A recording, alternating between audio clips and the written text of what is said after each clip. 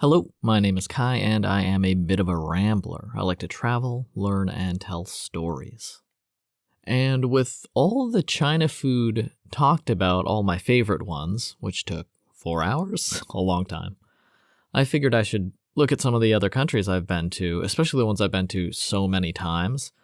And the country I've visited the most times is Thailand. I've definitely lived in China longer. And I maybe have even lived in Japan longer because I usually stay 2-3 months generally in Japan every time I visit. And in Thailand, I'd often visit for. No, never mind. I'm remembering. I stayed in Thailand longer than Japan, I think. Anyway, doesn't matter at all. Let's talk about food, my favorite foods in Thailand, of which there are no small amount, but I haven't lived there for a very long time, although I did just visit briefly last year, so I can't remember as many as China, and actually that might just be because there's so many foods that hit me just right in China, because there's so few dishes in China that have sugar, like sugary meat, and that's really popular in a ton of countries, including the US. Barbecue sauce is very often too sweet for me. I do not like sugary American barbecue sauce. And I don't like the sugary American Southeast Asian sauces in Thailand and a lot of other places. But Thailand's cuisine is very, very broad. It's huge. And so over the many times I've gone there, I have found a lot of things that I do really like. And it would be crazy if I didn't start with the all-you-can-eat buffets. Now, I know I mentioned this in my favorite China foods as well, but even in China, which is a very cheap country, the all-you-can-eat buffets are still $11 or $13, something like that. Now, that's for all-you-can-eat seafood and hot pot and barbecue and all-you-can-drink beer, so it's a pretty good deal, but it does feel different in Thailand. It's more of a communal cafeteria type feel, even though it is serve yourself and they bring out the dishes in a huge buffet area and you just go up and take as much food as you want, as many times as you want. Thailand in general is more informal, which in some ways people used to a formal restaurant serving environment might be surprised by, or you just might not look on it as favorably as a restaurant with full-service waiters and all of that. But there's definitely a nice comfortableness. It's very comfortable to just walk in, grab a plate, put a bunch of stuff on your plate, and start eating. And there's everybody else around you is eating, and it's a very communal experience. So my favorite hot pot in Bangkok, actually my favorite all-you-can-eat buffet in Bangkok, is $7 for all-you-can-eat hot pot. You order the 2 different soup bases that you want, and they bring it to you in one of those yin-yang, in a bowl shaped like a yin-yang symbol, and in each section you can get one different type of soup, and they usually have like tonkatsu or a seafood or all these different kinds, but in this one they also have mala, which is my favorite. And there's a heavy influence of Chinese cuisine on a lot of countries, and especially the closer to them, like Southeast Asia, a lot of Chinese people have immigrated to those countries, and so mala has found its way into some of the restaurants, not many by any stretch. Thai people like spicy food, but they have their own spices they like to use. But I went to this hot pot restaurant, and the first time I was like, "You have mala? Oh my gosh." And I got mala, and I think I got the tonkatsu the first time. And the second time I got mala and some other stew. And I went mala and each one, because the food was so good, I kept going back. And by the 4th time or something, I tried the other soups, and I was just like, "Can I just get 2 mala?" So mala. They were like, "Oh, that's a lot. Are you sure? It's very spicy." And I was like, no, definitely. And I could even ask for extra spice. After I had been eating for 20 or 30 minutes, the meat I was dipping into the hot pot was taking all of the mala, and I could just ask them like, sorry, can I get another block of the mala in here? And they would cut off and give me another block of mala so I could get more spicy flavor. Now, it wasn't just for the soup, because there were other all-you-can-eat buffets and there were other hot pot restaurants in Thailand that had the mala flavor, but this mala flavor was perfect. It tasted pretty genuine to me, and I lived in Sichuan for a few years where that flavor is from. So I eat it all the time, so I have a pretty good frame of reference.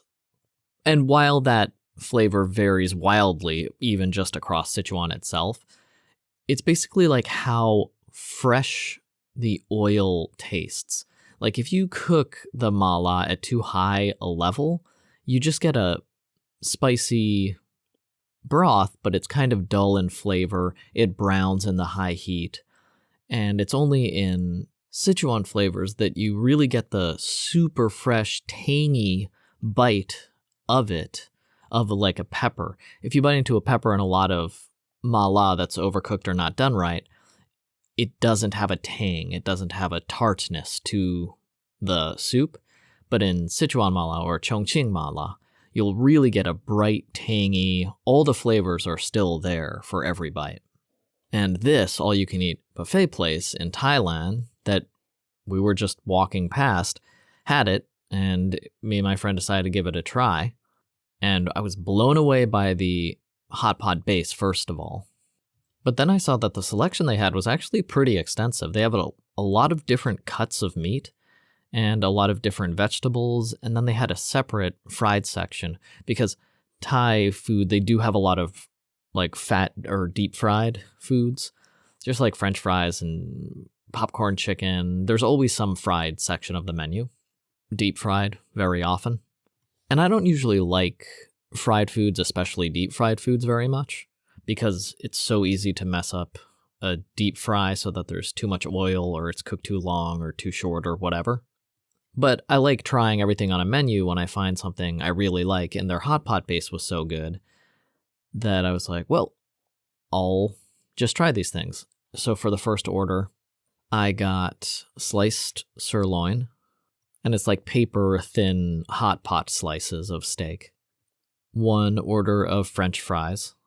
I think some mushrooms, some spinach, some other stuff, some other vegetables. And they brought everything over, and I tried everything, and I ate everything, because it was an all-you-can-eat buffet, and they only give you a few pieces, so I didn't want to leave food on the table. I think I got a couple pieces of mantou, like the fried bread or whatever. But the meat was obviously very high quality, very dark red, no smell at all. Red meat can get a funk pretty quickly if you hang on to it, and a lot of restaurants in general don't want to waste stock, so they keep their meat maybe a day past what they should. But this was clearly very fresh, expertly sliced, and arranged very nicely, just 3 slices, or maybe it's 6 slices, on a little plate that they bring you over. And I was already kind of impressed just upon seeing it and noting that it was how obviously fresh it was by the scent. And then I dipped it in for a second to the hot pot and ate it, and man, the flavor was perfect. I've rarely had meat that fresh or that evenly sliced and just perfectly made, and there was no fat on it at all, which I liked, which I especially used to like. I kind of give it a pass on some dishes, like if there's fat attached to the meat. But for the first 27 years of my life or something, I basically just didn't eat fat on meat. It just wasn't my thing. I wasn't into it. So when they brought out this crimson plate of sliced steak, I was like, oh my gosh, just how I like it. Like if I had sandwiches with the crusts cut off, even though I never really liked that. But it's just this peculiar thing that I'm not into, which is very odd in Asia. They like the fat with their meats. And actually on subsequent visits, a lot of the meat did have a very thin rind of fat around the edges, which I'm totally fine with. The fat can interact better with oils than just lean meat, it's good to have a little variety. I get that. But this first time was just felt exactly for me. They had the hot pot soup base that I love. They had the meat exactly how I would have wanted it if I was going to judge its flavor for the first time. The vegetables were normal. They were good, but the meat was so good, and the soup was so good, the hot pot was so good, that I got, I think, two or three more dishes. I only got 2 at a time. I don't like to order a whole bunch, so I believe I got 2 more pieces of meat, and it was only 3 slices for each order, although you can order as many as you want. And I started asking them to put 2 orders on 1 plate because I felt bad because I was just having this giant stack next to me. I don't know if you've ever seen Dragon Ball Z, but if you take me to a hot pot restaurant, I'm eating like Goku. By the end of the night, I just have like 50 bowls stacked around me in piles, and people are looking concerned and frightened. And I'm like, what? I'm just kind of hungry. And they're like, it's been 28 minutes. You should not have eaten that much food. Are you okay? And I was okay. This was my kind of restaurant. And what was even more perfect was that I could get a little bit of spinach when I wanted, but they brought out the French fries, which took a really long time to make. And I asked them, like, if I had maybe ordered wrong on the little sheet so they didn't see it. And they were like, no, it's coming. And it just takes them a little longer to cook the French fries, I guess. And I still don't know why, because I didn't burst into the kitchen demanding answers. But when they finally brought them out and I ate the first French fry, I was like, oh shit, this is what I'm doing here. I'm eating these plates of meat and I'm getting more French fries. And pretty much from I'll say the 3rd time there, and I went there like 10 times. I would go there a lot. I went there a lot. I was only in Thailand 2 months or less. I think 2 months last year. And I found that place at the end of the 1st month, maybe, or by the 3rd week, something like that. And then I went there at least twice a week after I found it. Because the quality of the meat pretty much never degraded. Even when they started adding the fat rinds and it didn't look as pretty and perfect, like there were veins of fat going through the meat instead of just being the flesh itself. So they were using more of the meat. They were obviously still using very fresh and well sliced and well cared for product. It was so goddamn good. I have to keep pausing because I'm like getting hungry and salivating at the thought of eating at this all-you-can-eat restaurant. And my friend keeps asking me to go visit them in Thailand, and I'm like, maybe I should go back there. And this is in Bangkok, which is my least favorite city in Thailand, just because it's the most busy. But it's the one with my favorite all-you-can-eat restaurant for sure. So I keep thinking, like, we shouldn't go to a country just to go to an all-you-can-eat restaurant. And then I'm like, why not? That's a great reason to go live somewhere that you love anyway. Even Bangkok, my least favorite city in Thailand, is still one of my favorite places to live in the world because the cost of living, the great medical care, the extremely kind and compassionate people, great transportation, just a great country overall, so that even my least favorite city is still an amazing place to live. The monitor lizards in the park, I love those. There's live monitor lizards that you can just see walking around. That's crazy. But that's just normal in Bangkok and many parts of Thailand. So yeah, by the 3rd time I went to that place, I was pretty much just getting slices of beef and French fries. And slices of beef and French fries. And I get 2 plates of the beef and 1 order French fries. And then maybe 2 more plates of beef, and then 2 more plates of beef and 1 order French fries. And I'd go in there, I'd eat for 1 hour, 90 minutes, something like that. Oh, you know what's so funny about that place? Well, anyway, I'd eat for 90 minutes, and then I'd get a little cone of ice cream, because a lot of the buffets there give you ice cream at the end. Actually, they do that in the States too, huh? And, pay $7 and say, I will see you soon, way too seriously. You know what's really funny about that restaurant, though? I made friends with the owner or manager the first day because he could speak some Mandarin or something. I can't remember, but like we hit it off right away. And I was asking him about the meat and the cuts and how they made the fries so good because they were like perfectly salted, soft on the inside, crispy on the outside, but it wasn't burnt on the outside. They just somehow made it a very light golden, not even golden brown, just a light gold yellow. So it didn't look cooked enough, but it was cooked perfectly. I don't know how they did it.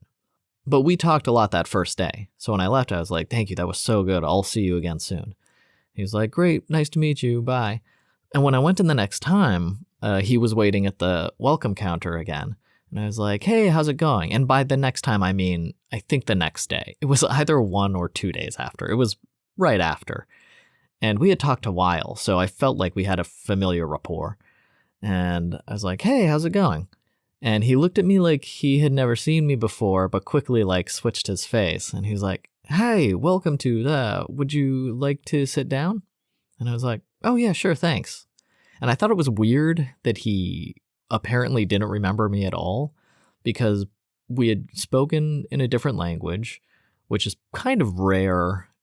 Like usually if I'm in China, everyone's like, look, there's the only white person in 100 miles. But yeah, we spoke in Mandarin. We discussed the cooking technique, like all this stuff that I felt like established a connection.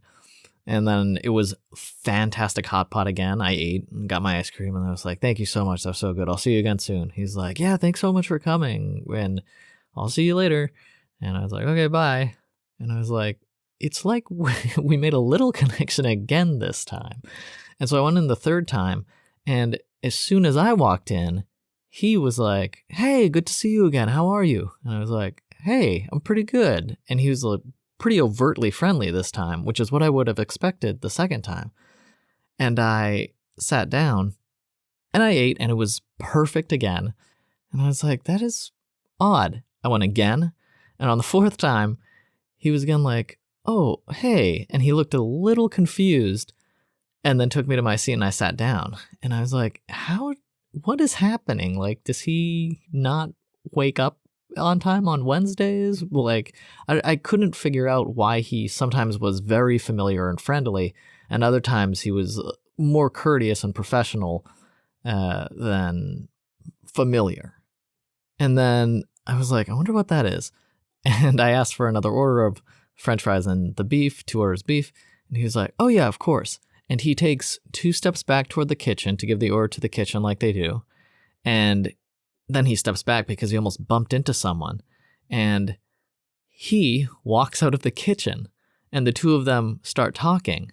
And I was like, wait, oh, they're twins. So there's twin managers of this all-you-can-eat hot pot buffet. And I had been talking to both of them every time I was there, continuing conversations that I had had the last time with, I guess, the brother. And they looked identical, and they were wearing the work uniform, so they looked identical. Their haircut was identical. I think one difference, like one wore because I had to figure out a way to tell them apart. One of them was wearing their apron somehow differently on the shoulder. I forget. It was something like that. It was some small uniform apron thing, and that was the only way I could tell the two of them apart. They wore the same shoes. Like everything was the same apart from that. And I thought that was so funny that I'd been going to this place for so long and hadn't realized I was having 2 distinct conversations with twin brothers. And by that time, both of them were pretty friendly with me. There was just a personality difference for different people because they were different people. You know, I'm going to try and find the name of this restaurant, of this buffet, because it was so good. And that's such a popular city. Did you know 40 million people visit Thailand every year? That's wild. That might just be Bangkok. Let me check. Yeah, that's insane. 32.4 million people from outside of Thailand, plus an additional 15 million from inside Thailand. But 32 million international tourists visited just Bangkok in 2024. And that's completely normal. It's usually like 30 plus million people per year visit just Bangkok. And I don't have a huge audience, but with 40 million people, maybe you're one of the people visiting Bangkok. Let me find the name. Sorry, there's like a billion results. They have so many all-you-can-eat buffets in just Bangkok. I can't find it at all. I can't remember which neighborhood I was. Oh, you know what? Hang on. I was in Bang Na, and I even remembered how I would walk to the mall that this place was located inside of, but I can't find the actual mall. Oh, snap. Okay, I found my old apartment. Hang on. Okay, my old apartment was in Ket Bang Na. I cannot find this restaurant. It was at the entrance of a shopping mall northeast of Ket Bang Na, more north than east. But just searching on Google Maps, just for hot pot buffet, there's like 20 in this 1 square mile. So I guess that's what you should take away from this, even if I can't remember the exact name. And they're all rated like 4.8 to 5 stars by hundreds of reviewers. The buffets there are so good. And there's actually a lot of Mala-specific buffets, like the kind I like. If I go back there, I'm going to have to try all these different buffets. But I don't know if they're all you can eat, although some of them definitely are because it's in the name. But a lot of the names are in Thai, so maybe that's why I can't remember the name, because it was in Thai, and that is a language that has confounded me every single time I've been to the country. But the point is that there are all-you-can-eat buffets everywhere in that country. Across the street from my favorite hot pot one was a sit-down, stir-fry, barbecue, all sorts of food with, who knows, like 50 different dishes at least. Potatoes and barbecued meats and greens and french fries and siu mai and just like everything you can imagine. And that one was only $4? $4 or $5? 150 baht, so like 450, something like that, USD. And that's all you can eat. You go in, pick up a plate, sit down, everyone's eating around you, and you scarf also. And that was right across the street. So I'd like to go there on occasion. And then if you go to one of the night market buffets that are out on the street, they can be as little as $2.50 for all you can eat meat and vegetables. And their selection isn't going to be insane like the $4 buffets, but they still have beef and chicken and usually some type of fish. They won't have shrimp or a lot of the quality, more valuable cuts, but you can get unlimited barbecue or hot pot meat for $2.50 in a little tent with a tarp over it to create a special little own restaurant space. And they put tables and chairs out front, and it's $2.50 US, and it's all you can eat. It's insane. And one of them, I remember, did have shrimp, and I was like, that's so crazy. They didn't have unlimited shrimp. They would usually have like 1 bucket per night. But if you were there when they opened, then you could eat all the shrimp if you wanted in that first hour, and then eat all the beef you wanted after that, and pay them 80 baht or 70 baht or whatever it was, which is $2 US. So the buffets are unnaturally prolific in Thailand. They are everywhere. The all-you-can-eat ones, even, they're just all around. There's, wherever you are in Bangkok, there's one right next to you around that area. And they're in every decently sized town in Thailand across the country. So the all-you-can-eat buffets are just everywhere. And they're all different because that's what buffets are. It's usually a family or a group of people, and they make their food that they like. But so you can go to all the different ones, find the one you like. And the most expensive I paid there was $13, and that's because it was barbecue and hot pot and sushi. And it's all you can eat, all 3 of those. Oh, they also had a local seafood one, so you could get crab and shrimp and squid and octopus and fish. And that was $5.50, something like that, about $5 US. I think it was 180 baht, something very close to that. Which is like, yeah, $5.50 USD for all you can eat premium seafood and just all the delicious food in a little Thai hot pot, which doesn't have flavor. It's just over a grill They put like a hubcap sized curved plate and you just put water in and then just cook it until it's cooked. But there's not a lot of spices in that, although they do have the Thai spices sometimes that you can, like spicy soy sauce that you can put on it. And those are going to be very fresh seafood dishes or seafood products that you cook yourself, so you can cook it exactly how you like it. A lot of these $5 local seafood places will have one grill and one hot pot for your table. And this is another reason why when I talk about saving money, I recommend Thailand so often, because it would be really easy. Get your TEFL certificate, get a job teaching online very easily for $15 an hour. Your apartment, even in the middle of the city in Bangkok, is going to be $350, let's say $400 USD, all utilities included, Wi-Fi, everything is going to be in a $400 apartment. Bed, private bathroom, hot water. So that's like 25 hours of work at $15 per hour. And remember, you're not paying any taxes as long as you stay outside of the US for 11 months out of 365 days. It's not even the calendar year. If you leave in July and you don't get back to the States until July, you can extend your tax deadline by a few months automatically and months after that if you want to. And then when you file your taxes, you can choose July to July. I was outside of the US, or July to June. I was outside of the US for 11 months. So it doesn't have to be between January 1st and December 31st. Any 11-month period out of any 365-month period that falls over the tax season, when you do your taxes, that qualifies you for no income tax up to $125,000.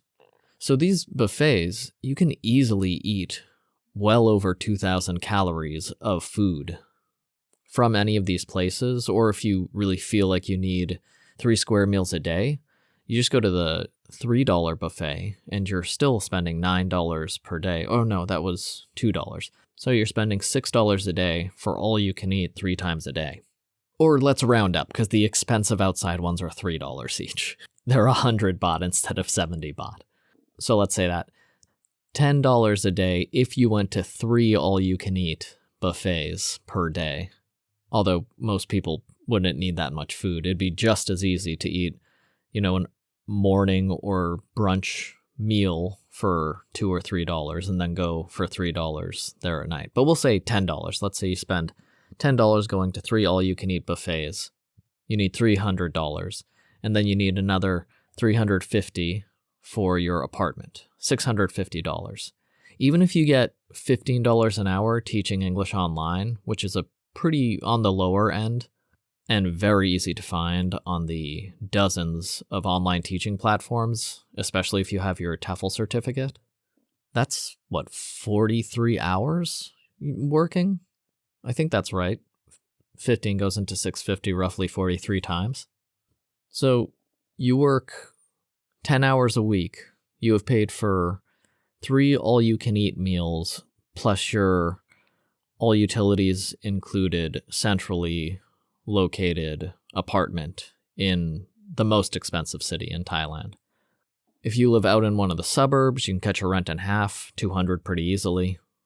So yeah, after those 10 hours a week that you're teaching English online at $15 an hour, every hour you work after that is an extra 15 USD you put in your pocket. 10 hours a week pays for your room and board and utilities and Wi-Fi. And then if you want to, of course, you can teach as much as you want. So if you want to work an extra 20 hours and do 30 hours a week, then you're saving $1,300 on top of that every month. If you want to work 40, then you're saving closer to $2,000 a month. And like I said, if you live in the suburbs, then you're going to save closer to $2,500 a month. That's at $15 per hour. If you're making $20 per hour, then you only have to work 7 hours a week to make that rent and food. That's $640 per month, 7 hours a week at $20 per hour. And then every hour you work after that, in your pocket again. Now, you probably don't want to work that much. I don't. Once I realized that I didn't have to work, like how American management told me I have to work to obtain basic necessities of survival. I worked with what was comfortable for me. In China, that was a lot of work, especially at that time. I was really curious about starting a business with my friends and putting together a curriculum and doing all this work that I didn't need to do. And you don't have to do it either. Get a TEFL certificate for $40. It'll take a couple weeks of your time to take the PDF tests. And then working 7 to 10 hours a week, you will pay for great food and your apartment. And then you can save thousands a month after that for whatever you want or need. And that is part of why I like these all-you-can-eat buffets in Thailand. I tell them to everyone who asks me what they should do about money. I'm like, look, China is pretty great for that. You can live in China and save the same amount of money pretty easily, but Thai people are also the nicest people in the world, or among the nicest people in any country you're ever going to be in. In China, if you can't figure it out on your own, you're going to have some trouble until you can speak Mandarin pretty well. In Thailand, if you can't figure out something, even if you can't speak a lick of Thai, which I still pretty much can't, they will help you until you are helped.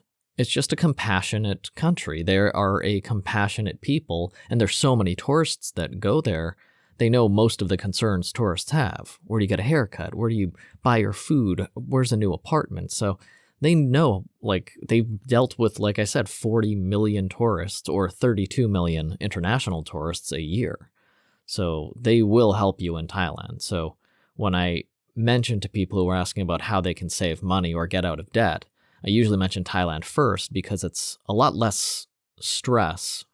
It might not be as easy as China to save money, but it's nearly as easy if you're comfortable teaching online, because they pay much less in-person teaching in Thailand.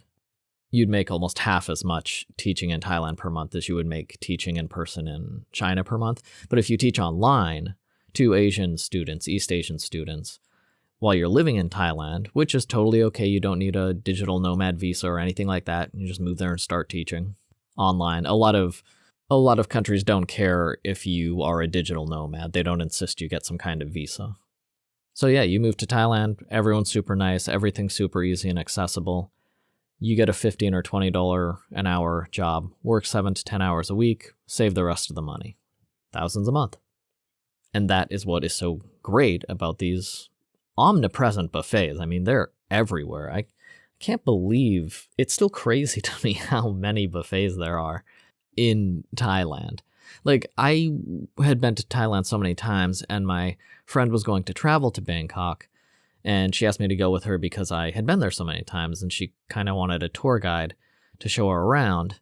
And I was like, I've been there. I should probably go to a new country. And then I literally was like, ooh, the buffets. Plus, I get to hang out with my friend I haven't seen in a while. And so I was like, yeah, okay, I'll see you there. And I went there. And this was the last time I went. I stayed there for 2 months and got buffets every day because they're so good and everywhere. So I could try all the different ones. And it certainly, as I've mentioned, never came close to breaking the wallet, let alone the bank. Oh, okay. The next good favorite food of Thailand that is so difficult to find but so satisfying when you can find it is grilled squid with Thai spices. And okay, you can find grilled squid everywhere, but there's one specific type that I really like that I have a very difficult time finding. And I'm not sure if it's because it's an older method of grilling the squid or why. I really don't know why. So you'll see a lot of tourist food night markets. There'll be 100, literally, or hundreds of different food stalls, and they'll have a whole bunch of food cooked in different ways, and it's all going to be 10 out of 10 food, or 8 out of 10. It's all going to be really good food for very cheap prices, even in the touristy parts.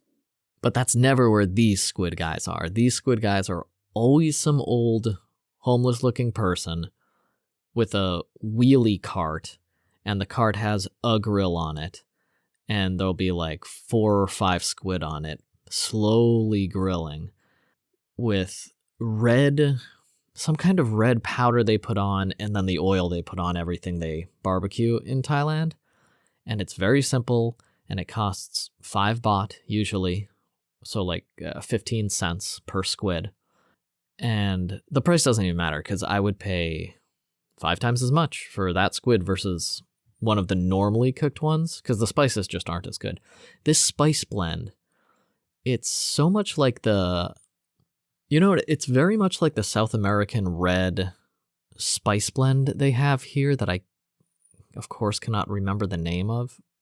It's kind of like an allspice mix, but specific to Thailand. And it's spicy and savory and salty and delicious. And it coats the entire squid in a very fine layer, and it clings because of the oil they put on it. And they just slowly cook these squids. And if you point to them, then they'll move them over to the hotter part of the grill, like one side's hotter and the other side's. They have a gradient so that after they cook one squid, they can kind of keep it on, warm without burning it before a client finds them in the alley they tend to hide in and cook their squids in. And I found this one guy, and he made the perfect squid. And I got one, then I went back and got 3, and then I went to him every day I could find him, but it was so difficult to find him. And I never knew when he was going to be going out, and I didn't find him in the same place twice. He was usually in the same neighborhood, but it wasn't a huge area, and I walked all these streets every day. I walk every day to keep, in exercise and also to keep social. But I had such a difficult time finding this guy, and I can't speak any Thai, so I couldn't ask him, where are you usually? But man, when I can find the right grilled squid person, and I found a couple, they're really tricky for me to find, but every time I do find them, it's the exact same thing. It's not huge squid. It's usually the smaller, foot-long squid. And they're all super bright red because they're coated with this red Thai allspice mixture and oil, slow grilling over this thing. And they all are cooked in the same way. And I don't know what it's called because every time I know how to say, what is this called? But every time I do that with anything in Thailand, they just say the most basic word of it. So they'll tell me that squid, or maybe grilled squid, but there's no different name for the types of grilling different people like to grill the squid. It's not a particular name of technique that they use for that squid. So I just have to walk around the city and try and find someone with the bright red, spice dusted, slow grilled squid that I like. And it's always very satisfying when I like it. And that's definitely one of my favorite ones. When I get a good grilled squid, there was one lady in China who made good grilled squid. And it was shockingly good. It was as good as this Thai squid, or at least close to it. And I was like, holy crap, this is the only other person in any other country I've been to that could cook squid the way I like it. And I was actually with another person who didn't like squid that much.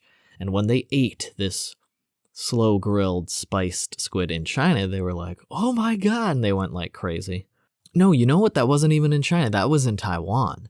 Yeah, there was this one lady in Taiwan who made such good grilled squid, and on the beach, she had a little stall on the beach. That was great.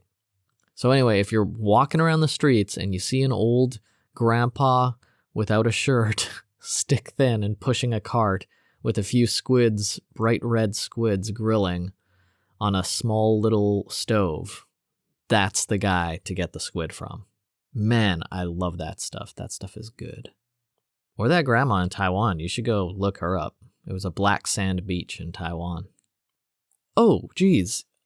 Okay, I understand why I started with all-you-can-eat buffets and buffets in general in Thailand, because they're so amazing. But I kind of can't believe I didn't start with Pad Kra Pao Kai Dao. Pad Kra Pao Kai Dao is the first Thai phrase I learned to say because it's my favorite food. My favorite single dish is probably Pad Kra Pao Kai Dao. It's just white rice, stir-fried pork with basil and a few other spices, and a soft-boiled fried egg on top. Or easy cooked fried egg? I guess soft yolk fried egg. Yeah. So it's like just a little, like on a plate. It's very common. It's like the Thailand common food dish also. You can get it tons of places. And I'll go to different places for different meals and try and get it from every different place because there's always one person who knows how to cook it really well. And then I'll go back to that person every day. And a little mound of rice, a little bit of stir-fried pork and basil and ginger and other spices, and they congeal into a brown sauce that's the best. It's the best. These Panama sauces kind of remind me of it, but I do think the krapao is a little more flavorful. Maybe because the basil's mixed in there, like actually stewed in with the gravy. It doesn't matter. It's so good. I have one or two dishes like this in many countries that I judge the expertise of a restaurant by, or at least how much I'm going to like the rest of the dishes at a restaurant. In China, it's either hui guo rou, the twice-cooked pork, or gambian doujiao, or gambian suji do, depending on which province you're from. If they can cook that dish right, that's the restaurant I want to go back to. Same thing with this in Thailand, pak kra pao kai dao. Probably in the States it's bacon. I feel like so many restaurants can't cook bacon correctly. And if you can't cook bacon correctly, anything else that's mildly difficult to cook is going to turn out crap. Pad Kra Pao Kai Dao in Thailand, it's like the perfect food. There's some vegetables. There's a good rice that mixes with the brown sauce. So good. There's a fried egg for extra protein, stir-fried meat, and the basil gives this lovely kick. Nice spicy slide. Oh man, that flavor is bananas. It's so frickin' good. And there's not a lot of oil or brown sauce or anything. It all is in the meat. It's in the pork they stir fry somehow. Like there's a little oil left over and that's really good with the rice, but it's the meat you eat with the rice that just has just an intense flavor. And I like very strong flavors. So yeah, I know I was talking about the brown sauce, but there isn't that much sauce. It's really just the residue left over and all that flavor is packed into that ground pork meat that they stir fry. So frickin' good. And it is reminding me of the best restaurant I have ever been to in Thailand, right next to this coffee plantation that I rented a house in for, I don't know, a couple months or something, maybe just a month. I wanted to stay longer, but the friend I was traveling with, I think, needed to get back to civilization or something. But it was just this little house in the woods next to a river. And the house was $200 a month, I think, something like that. And it wasn't next to a lot of towns or anything. I had to get off the bus halfway between two cities and then walk down to this house. But it was a 5-minute walk away from the only restaurant for 20 minutes radius walking. But that little place that was sometimes a restaurant and sometimes not, because the sort of de facto landlord worked there, she was the cook, but she just wasn't always there. But once she realized that I was going to eat everything from her spot, she was there a lot because I was throwing money at her, because when she cooked the Pad Kra Pao Kai Dao, it knocked me on my ass. It was the best one I ever had, and I had had it at 100 different restaurants in Thailand. And I couldn't believe that this remote bamboo forest restaurant was the best one. It was insane. I couldn't believe how good it was. She fried, but kept the yolk soft perfectly. The fried wasn't a burnt fried around the edges. It was just perfect. The ground pork had a little residual spiced oil from it, but like I said, it was all in the meat itself, all that flavor. The basil, and then I devoured it. Sometimes I would go and eat and I'd get 2 of those, which is super rare because it's a filling dish, but it was just so good. If I wasn't satisfied with one, I'd just devour another. And she had glass bottled Coke in a little fridge behind the counter, so sometimes I'd get one of those. And I heard she had like a kid. She had a daughter and a son, and the daughter was already pretty good at English. She was like 10 years old or something, which is really surprising because they they don't push English as strong, and it's pretty rare to find a pretty good English speaker, like a conversational English speaker in a lot of parts of Thailand. And here, this rural bamboo forest. And her mom was also pretty good at English, so she had been teaching her daughter. And at one point, she like asked me if I could stay and just live with them and become like the teacher, and she'd just give me the house for free, and she could pay me in like the food and all that. And I was like, that sounds great to me. But I also, I could have done it for a little while, but I don't know how long I could have been that hermetic. But it was pretty cool. And that brings me to my next favorite food in Thailand, garlic fried soft-shelled crabs. Holy crap. So this restaurant, my favorite restaurant in Thailand, probably had 40 or 50 items in total on the menu, but a lot of them, it was like stir-fried garlic pork, stir-fried pork, garlic beef, stir-fried garlic chicken, stir-fried garlic fish. So very similar dishes. So I really only had to try like a dozen before I got how much I liked everything, but I was obsessed with a pad kra pao kai dao, the stir-fried basil pork, and I got that constantly. And then one day, after I had gotten like 10 stir-fried basil porks in a row over a week, she was like, I think her name was Anne, the lady who ran this restaurant. And Anne asked me, maybe you should try something else. We have a lot of food. And I was like, yeah, sure, why not? And I looked for all the stuff that I hadn't tried yet. And I saw garlic fried soft shell crab. And I realized I had kind of glossed over it because I'm not huge on crab. It's kind of a pain to dig into. But then I realized I had never had soft shell crab. And I was like, well, it's a dish. I mean, you can probably eat it. I'm pretty sure you're supposed to just eat the shells on the crab. Like, you don't have to mess with digging into it for the flesh or anything like with hard shell crab. So I asked her for the soft shell crab. And she said, great. Pulled out some garlic, oil, and crabs and a few herbs, threw them in a pan, sizzled it up for like 5 minutes, threw it on a plate, gave it to me, and I bit into the first soft-shelled crab, and there was just an explosion of flavor in my mouth. Like, it was, I couldn't believe how good it was. I like crunchy stuff. I like different textures. There was rice with this, of course, and the soft-shell crabs were really, really soft shell. You could just bite everything and just eat it up. And there's just a little bit of crab flavor in each one. So I don't know how to describe it, but that's what it was. It was this tasty, crunchy things with rice and some herbs and garlic. It was divine. It was so good. I was like, oh my God, okay. And it instantly became like my new favorite dish. I got that half the time, and I got the pad kra pao kai dao half the time. I went back to getting more and more pad kra pao kai dao, though, because half the time she didn't have the crabs. Or no, you know what it was? More often, Anne wasn't around. She was working on something else. She had like 7 jobs. And when her mom cooked the soft shell crabs, her mom was not as good a cook, so everything just tasted normal. Still really good, but now I was hooked on Anne's 10 out of 10 cooking every single dish. So I wanted my browned, crunchy fried garlic with my soft-shelled garlic crabs, like everything 10 out of 10.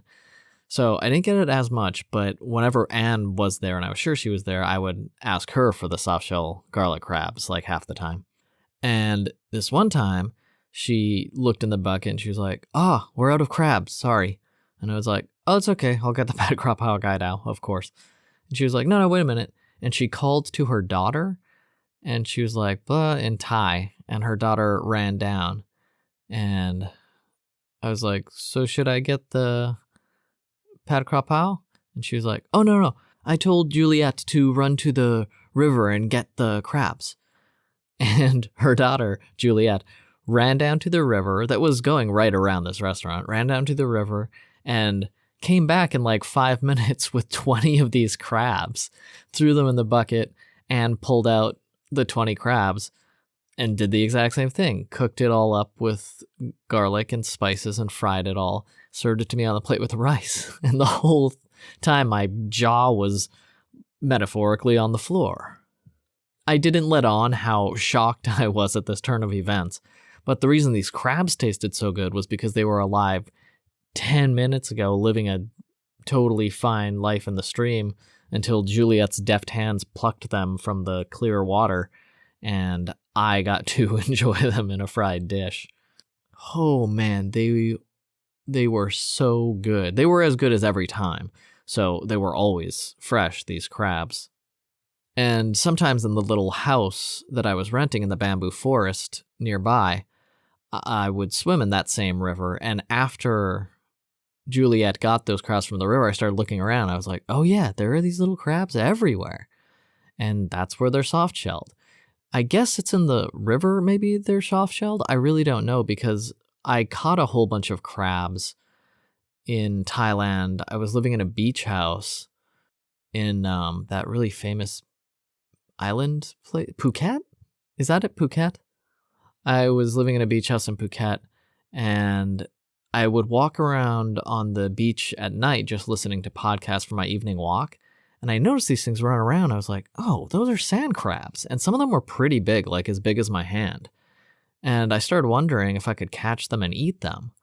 And then I spent a few weeks running around on the beach at night catching sand crabs, and it was pretty fun. I'd bring them back in this huge pail I brought with me, and then cook them up at home. And some of the small ones were soft-shelled, but most of them all were hard-shelled. And I felt like I was going to break my tooth. I was very careful trying to bite each one after I cooked them. And the soft-shell ones were great, but there was too many hard-shelled ones. It wasn't really worth the trouble of running after them on the beach. Although it was worth the fun experience of chasing crabs on the beach, which is really funny and pretty fun to do. And very satisfying when I got like a giant one the size of my hand. I got better and better, and I started getting bigger and bigger crabs. And there was this lady on that island who made mojitos for $1.50 or something. I can't remember. They're really cheap. And we got to be friendly because I got a lot of mojitos when I was in Phuket. And she told me that her and her mom were fishermen or fisherwomen, and I showed her the crabs I had caught, and she was like, whoa, those are pretty big. And we talked about, also, that beach was so weird. Like, giant fish would just wash up on the beach sometimes and lay there. And I showed a picture of a huge one, like huge, like as large as my torso big. Like, it was large. And I showed a picture to her mom. She was like, oh, where? And I told her, and it was yesterday, and she was like, oh, if you see it, if the eyes are not white, it's good. You can take it home and eat it. And I was like, shh, oh, of course. I didn't even think of it because it was such a large fish and so bizarre just lying there, freshly dead. And she was like, look around the gills. Since they're not gray, it was very freshly dead. And I didn't realize what it was at first, but the waves there are very strong. So I think what happens is they pick up fish, slam them, sort of stun them, and then wash them onto the shore, and the fish don't come to in time enough to swim back to the sea. Because I found pufferfish and several other fish just laying on the beaches in the evening, but none, mostly pufferfish after that big good one that she said was good for eating. I looked it up. It's like a Queen's something fish. I don't know. It was super cool though. I do wish I took it home, although I could have fit in my freezer. I would just have to cut off the head and the tail, and then it would fit in the refrigerator I had. It was big, and I wanted to eat it. I also didn't know how I would carry it home, like how I would physically carry it home, because I had to walk up a mountain, like to get to my beach house. And I did have my backpack. Man, I should have just tried. It would have looked insane, but I normally look pretty crazy anyway, So yeah, pad kra pao kai dao is my favorite staple dish in Thailand. For sure, that's the dish I'll get more. That's the single dish I will get more than any other. I love going to the buffets. The soft-shell garlic crab rocks, but it was very difficult to find it exactly how I like it. A lot of people cooked it maybe on too low a heat, so it didn't actually crisp up the garlic and stuff. It was more like soggy oil crab and garlic, which is, it still tastes good because it's garlic oil, but I like the crispiness and the less oil left over after you fry something. And that is very difficult to find because people, it's easier to just throw in oil than cook. I mean, I still don't know how to do it correctly. I can't fry stuff I can't really fry stuff the way I like it. So when I find someone who can in a restaurant, it's a very rare and very exciting time for me. Oh, you know what? Turmeric sausage. That's what I call it because they sell like 6, 10, they sell so many different kinds of sausages. Half of them are just different hot dogs, but some of them are real sausages in Thailand on sticks, on skewers. And I don't like any of them because it's mostly hot dogs or really crappy meat, but there's one that is clearly made from real meat, I believe ground pork, and then it's stuffed with turmeric and a whole bunch of other spices, but because of the turmeric, they're bright orange like sausages instead of gray or red. They're this bright yellowish orange, and they have a lot of fresh herbs mixed in with the meat. I don't know why they only make this one fresh one. They could clearly make a bunch of fresh ones. Maybe it's just too difficult to make them.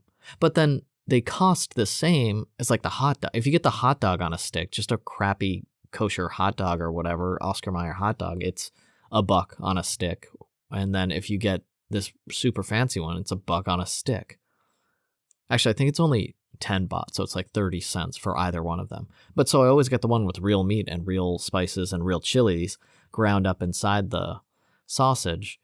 And man, that became, once I stumbled upon it because I tried a lot of them, and not everybody has this orange turmeric sausage. And like I said, they don't differentiate. I've asked every person that sold those what they call them, and every single time they just say sausage in Thai, which is the exact same word they use for the hot dog sausage and for the regular gray sausage, and everything's just a sausage. So there's no special name for this turmeric sausage made with real meat and fresh spices and chili peppers. And they make a few a day, and when they're gone, they're gone. But they are so good. They're packed with flavor, and everything's fresh and just delicious. I think I ate 4 of those in one day, though, and I was like, okay, that was a lot of oil and spices and sausage. That's just like, you don't need that much fatty turmeric sausage. I didn't really regret it. I was happy, though. It had a splash out day, just went wild. And I would usually get 1 or 2 of those a day when I didn't have an all-you-can-eat buffet today, or I didn't have a restaurant around that did really good pad kra pak kai dao. I would find one of these guys, like maybe 1 in 5 to 1 in 10 of the guys who sell sausages on the street, and there are 100 of them on every block. Like 10 to 20% of them sold these orange yellow turmeric sausages, and they were all pretty good. And some of them are better than others. Some of them are a little too tart. They have a tanginess. Maybe that's just because they're not super fresh. I don't know. But when they're not too tart, they're just delicious. And even the tart ones are delicious. It's just good food over there. So that's definitely an entry on this list. Turmeric sausage. And you'll know what I'm talking about because if you're there, you find the guy selling the sausage links. There's all the different kinds. And then there's one that doesn't look like the others. Most of them look like hot dogs. A couple of them look like gray sausages. They're usually pretty sour. And then one of them is a yellowish orange stuffed in a sausage link casing, about 6 inches long or so. And they're all on skewers. And I would suggest getting the turmeric one. When you get the turmeric one, or really any sausage, I think they do this. I don't know if they do this with all of them. But if you get the turmeric sausage, you always get a little plastic bag with slices of cabbage. They freshly slice it right there. Throw the slices of cabbage in the bag, throw a couple chili peppers, and then put the turmeric sausage in there. So you have a little salad to go with your sausage, which is really great because it is a fatty, oily sausage. So it's good to have the sharp bite of the cabbage there with it and a little bit of vegetables. So you're like, hey, I'm not just clogging my heart. Here's a salad in a bag. And chili pepper to burn out that oil.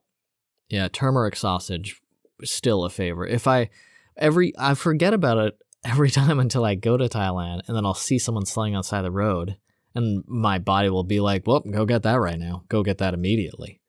So good. Turmeric, basil, bunch of fresh herbs and spices, chili peppers, whatever meat it is, pretty sure it's pork, with a salad, and oh, so good.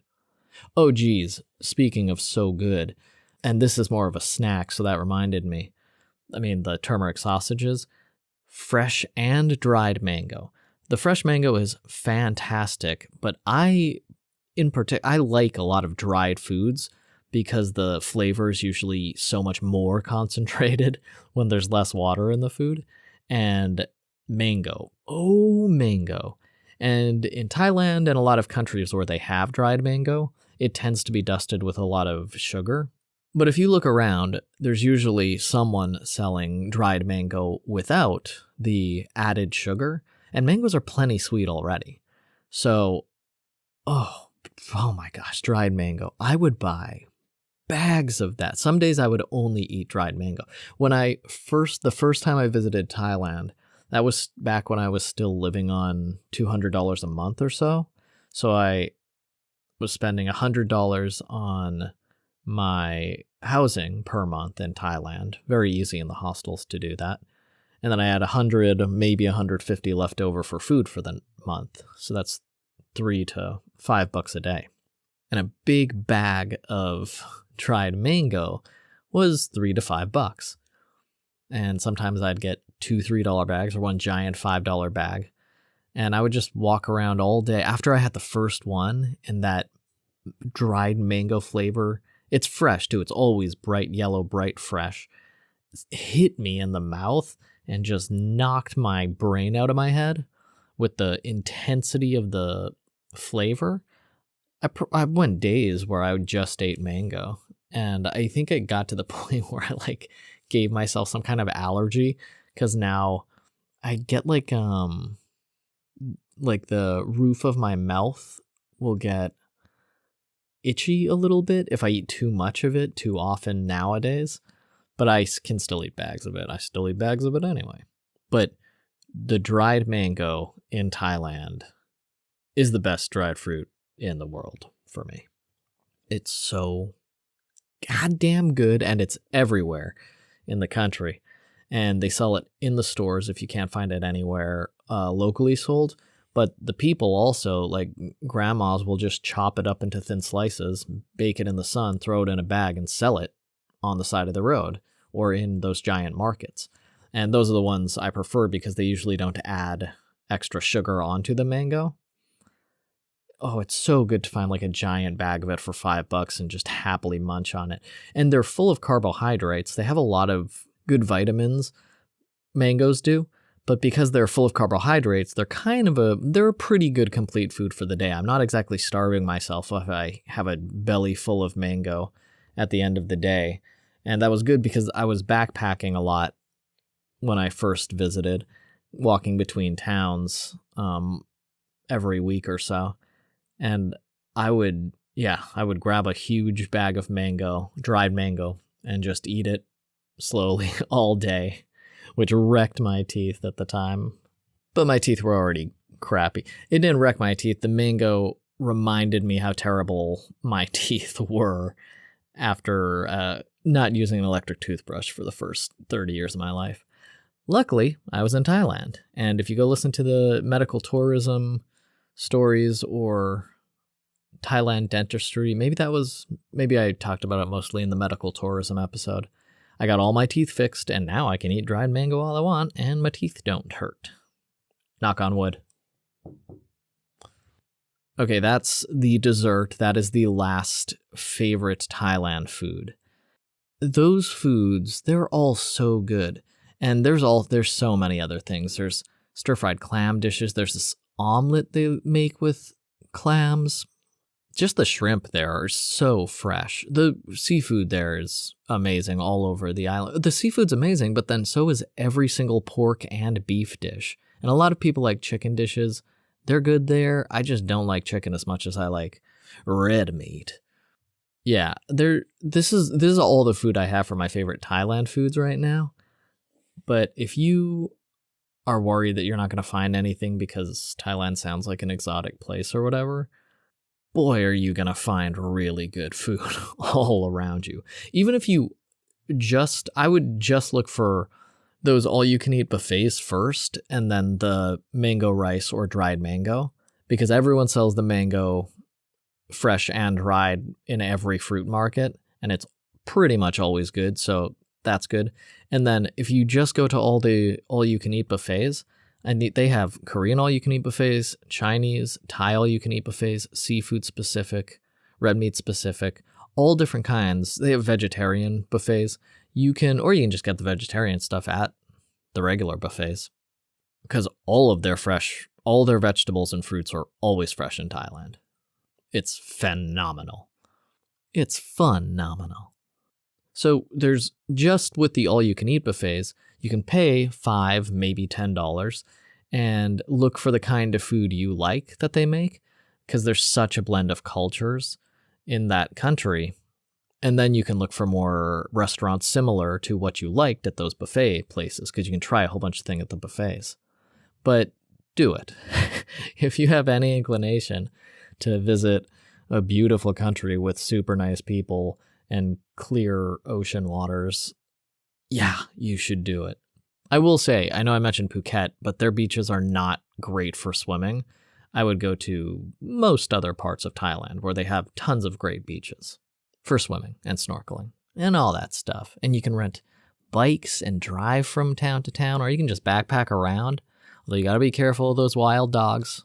At night in the country, the dogs are bitey in Thailand and other countries. But yeah, just know that if you're going to backpack, and I did this many times in the night, all the time, but if you're worried about dogs or something, that is a country, definitely in the country, there are wild, angry dogs, not on leashes.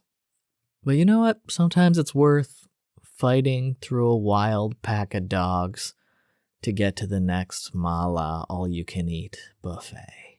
Thank you so much for listening. I love talking about great food, so this was pretty fun. I wonder how many other countries I can do this with.